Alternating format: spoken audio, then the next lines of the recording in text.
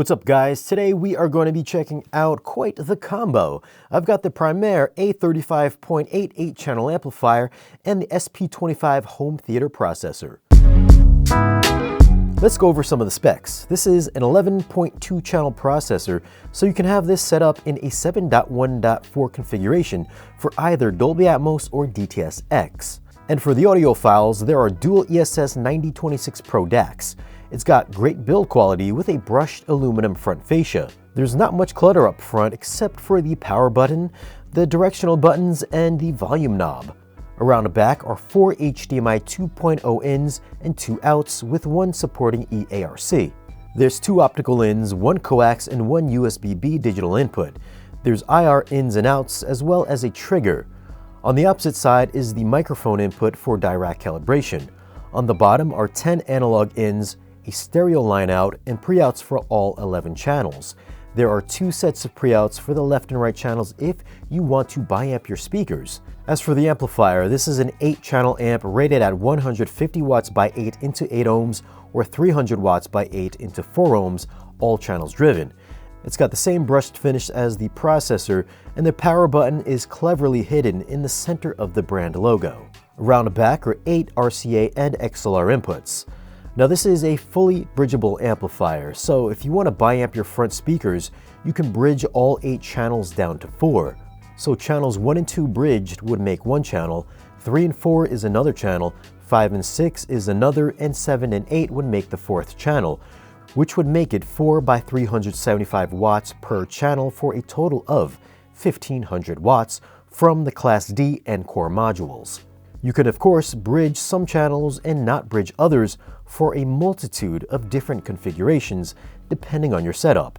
Also located on the back is the selection toggle for either the XLR or RCA inputs. The other toggle lets you choose between bridged and non-bridged operation, as well as adding a 6 dB gain in bridged mode only. Alright, so let's go ahead, take a quick peek at some of the settings in the processor. The first option here we have are the preset settings. So from here, we have up to 17 different presets. Number 17 is going to be reserved for the Prisma input. But if we want to go in under preset 1, these are the available changes you can assign to this specific preset. The next section here is speaker settings. And the first option is the speaker setup. Here we have some different presets. We have up to 5. You can give it a different name under each alias. You can apply the DIRAC filter. You have up to 4 different DIRAC slots. You can specify if any of these channels are going to be used, so you have to choose between either on or off. You can choose between the height type. There is overhead or upward firing for those Dolby Atmos bouncy speakers. And then the next section here is the crossover. Here you have up to 5 different presets you can assign for crossovers. And of course you can give it a different alias name. You can apply different DIRAC filters to it, and you can choose the crossover point anywhere from full range 200 Hertz all the way down to 40 Hertz. And you can do that for all of these speakers, and the same for the LFE as well. Next section is distance. We've got more presets here again. You can rename it. You can rename the alias. You can choose the DIRAC filter, and all of these will also change if you are using DIRAC as well. Or you can do it manually, and you can change them in 0.10 increments. Next section is level. Here again, we've got different presets, aliases, DIRAC filters. You can turn the test tone on or off. And then for distances, you can change this in 0.5 dB increments. The next section we're going to take a look at is the audio settings. From here, you can choose the specified default powered on volume level. You can either use the last used volume level or a specified volume level. And for specified, you can choose anywhere from 60 all the way down to 0. Maximum volume, you can go all the way up to 99. You can turn double bass on or off, so if you want to have bass come out of your front speakers as well as the subwoofer, if you have your speaker set as full range, you can turn that on or off here. Late night, we'll add compression, dynamic range compression for some late night viewing. And then for headphone settings, we can turn this on or off, or disable or enable it. For pre-outs, you can either mute or unmute them if you have your headphones plugged in, and then you can turn on or off the trigger. For video settings, you can turn the main output on or the auxiliary output on for the HDMI pass-through. HDMI CEC control, you can enable this or disable it, and you can do all of these power on off commands and also the source switching. Here we've got the OSD transparency on or off, OSD pop-up time, and then the help text. You can disable this if you want as well. For general settings, we've got the front panel. You can lock it or unlock it if you don't want to have anybody interfere with the buttons on the front of the processor. You can choose the timeout for the front display, OLED time display, the LED brightness, which are the little LED buttons on the front of the processor. You've got your standby settings, your memory settings, and your firmware information. The next setting here is your streaming settings. You can turn on or off, AirPlay password, Bluetooth settings, so if you want to make this visible for your mobile device, you can turn that on or off here, and then auto connect on or off. And then the last section is the network settings. The SP25 does support DIRAC Live, but keep in mind that this comes with the limited version of DIRAC Live, which is limited up to 500 Hz. So if you want to get the full correction, you will have to pay extra for it. Now I do have the full version, so I will be able to correct full bandwidth. Now, once you get the program downloaded and you have the SP25 connected to your network, this should automatically detect the SP25. What you'll do next is make sure you select it, and you'll have a few different options here. If you have your own external microphone connected to the laptop, you can use that, or you can use the one included in the box, which plugs into the back of the SP25. So select your microphone, then proceed to the volume calibration.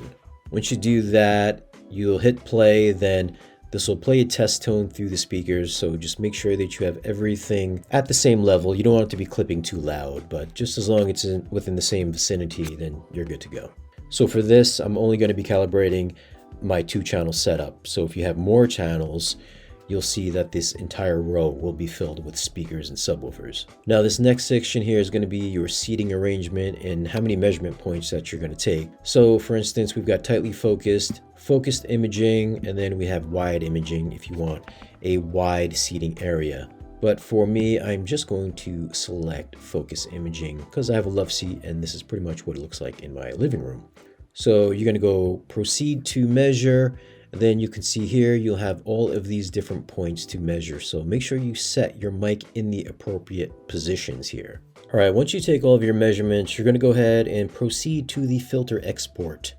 So this might take a couple of minutes depending on how many speakers that you've just measured. So from here, you can do a couple of different things here. You can set your target curve, which you can do here for each one of the speakers. So this is the front left, this is the front right. You can check your impulse response as well, but if you want to adjust the curtain, which is the correctable response, let's say we want to get full response, we want to go all the way down to 10 Hertz, all the way up to 20K, we would move this curtain here and drag it all the way. So that is a full frequency response, or if you want to limit it to, let's say, from 50 Hertz to about 391 Hertz, or let's just go ahead and go to 300 Hertz. You can do that as well. And if you want to set your own target curve, we're going to hit this little target area bullseye point there, and then you can see how this has now changed to these little plot points. So if you want to go ahead and adjust this according to whatever it is that you like, whatever you think is going to sound the best, you can go ahead and do that in this spot here. So once you get that all set, we're going to go ahead, proceed to filter export. And as you can see, we've got 4 spots here. So I'm going to go ahead, click on main. You can change the name here if you want, and then you can add a description there as well. So I'm going to go ahead and click on replace existing filter. Again, if you have more speakers that you've just measured, this could take a little while longer. So once that is transferred over to the processor, it'll say filter transferred to slot 1. And your project will be automatically saved. So for this particular calibration, this is only going to be for 2-channel. And then of course I'll have one for the home theater as well. For my setup, I'm going to be using this to power a 7.2.4 layout in my dedicated theater. The speakers are RBH 661s along with a pair of RBH 1212 SL subwoofers. I'll leave a link down below in this video's description if you want to check out the review for those speakers and subs. For my 2-channel setup, I've got a pair of Perlison R5T towers and an Eversolo DMP A6 Gen 2 with Rune and Cobuzz as my source. As for my reference system, which will be my reference point, I've got a Trinnov processor and Trinnov amplifiers with 18 channels and 9 subwoofers, so I am downsizing by just a few channels with the Primare setup. I checked out a couple of different demos, starting with Kong Skull Island. It's got a true dynamic Atmos mix, which will use all 11 channels properly.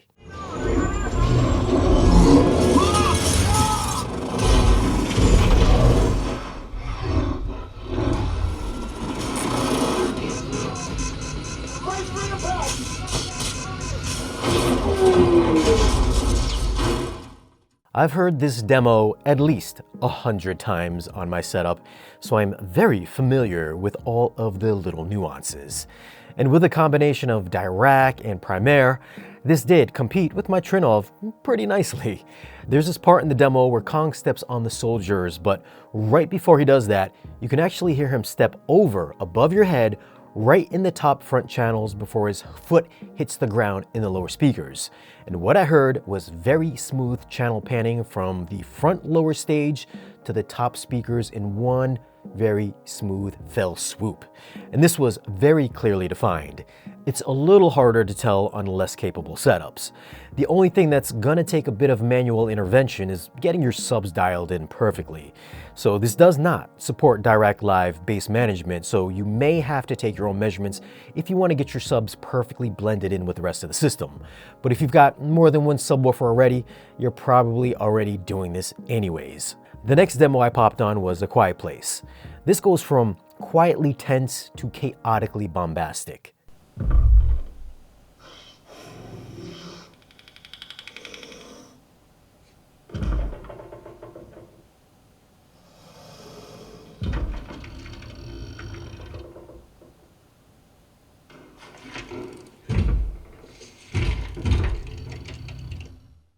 Now what we have here is a mid-sized basement that sounds like it's a couple of feet wider than my walls in all 4 directions. So that very faint ticking that you hear on the left side of the room sounded like it was coming from my kitchen, which also happens to be on the opposite side of the wall.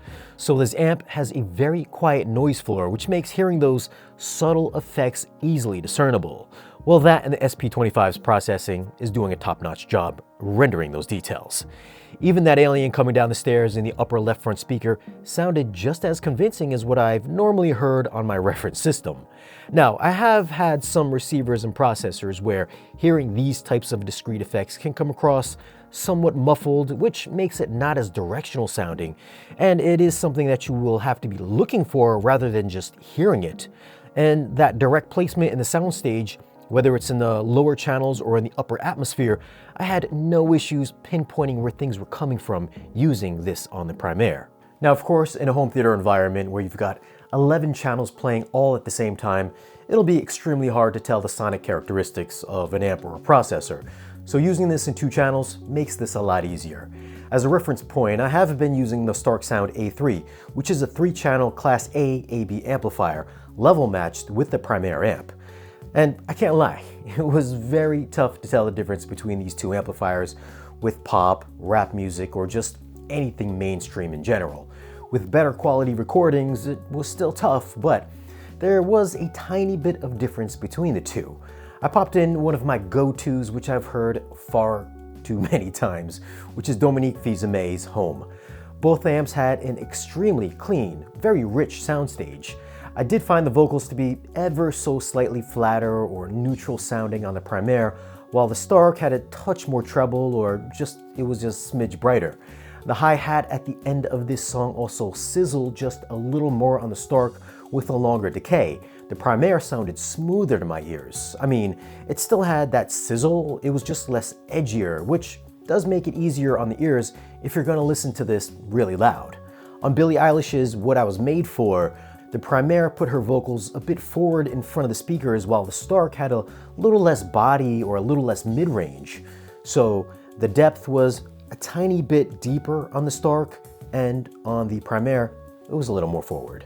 The Rolling Stones' Sympathy for the Devil, I found the Stark was, again, marginally wider sounding, which is likely due to it sounding just a tad bit brighter to my ears.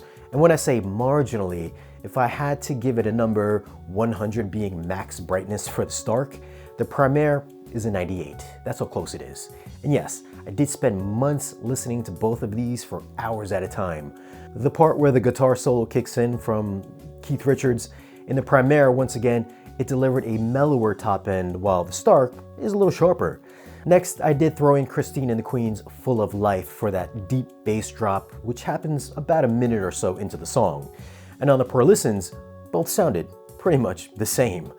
For something with a little bit more bass, I did listen to Vince Staples' Samo, which has an insane amount of bass, and again, both perform the same, at least to my ears. So like I said earlier, for popular music or less critical type of listening, where you just want to throw in something that bumps, I think it's going to be a wash between the two. I should also mention that I did bi-amp the speakers on the Primare to max out the wattage to bring it more in line with the Stark's 620 watts per channel. The Primare is putting out more when you do bi-amp the speakers. At the time of this video, the A35.8 is selling for $54.99 and the SP25 processor is selling for $52.99. The 35.8 is absolutely the most versatile amplifier that I've ever used with all its bridgeable configurations. I think the asking price for that feature set and it's sounding as good as it does is totally worth it. Plus, it looks super cool.